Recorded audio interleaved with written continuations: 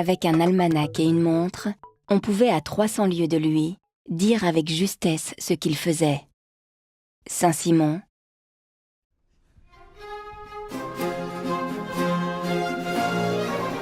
Le 6 mai 1682, la cour est à Saint-Cloud, chez Philippe d'Orléans, frère du roi, ici représenté par Pierre Mignard, que le protocole royal désigne sous le titre de « Monsieur ». Dans un important nuage de fumée, le long cortège de chariots, de carrioles et de carrosses prend la route de Versailles.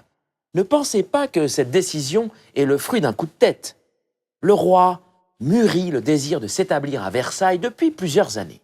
Sans doute depuis 1677, année pour laquelle on note une nette accélération des travaux.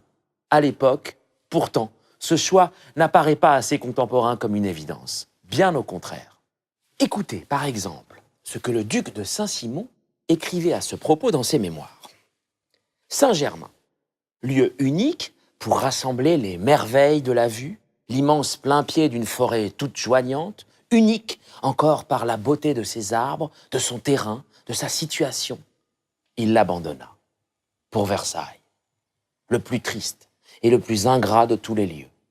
Sans vue, sans bois, sans eau, sans terre, parce que tout y est sable mouvant ou marécage, sans air, par conséquent, qu'il n'y peut être bon.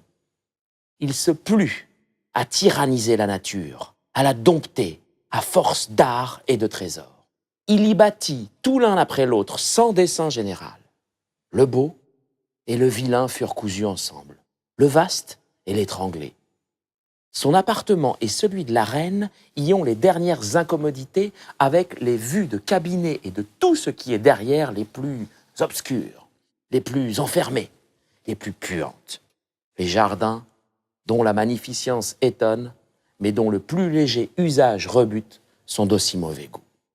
Très tôt, le roi a favorisé le développement de Versailles. Dès 1671, il offre en effet des avantages financiers non négligeables à ceux qui souhaitent y construire leur logement.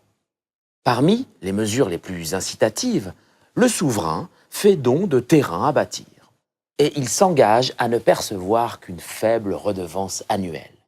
En outre, ceux qui à cette invitation acceptent de faire sortir de terre de nouvelles demeures sont exemptés du devoir d'accueillir les membres de la cour lorsque les logements officiels viennent à manquer.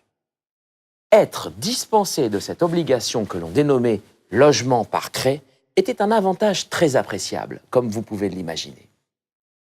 Enfin, quiconque construit à Versailles bénéficie d'un privilège très intéressant.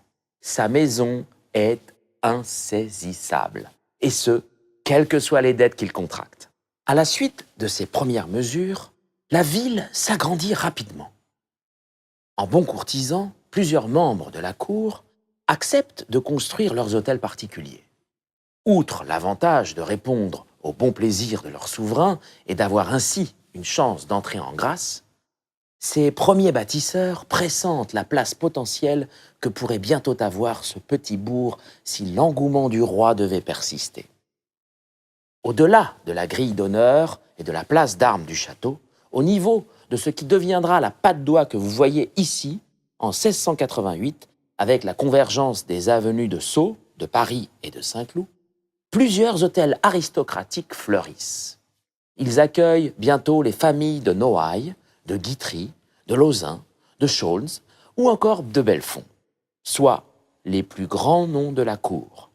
D'autres hôtels verront ensuite le jour dans le quartier Notre-Dame, au nord-est du château, ou encore dans le quartier Saint-Louis, au sud-est.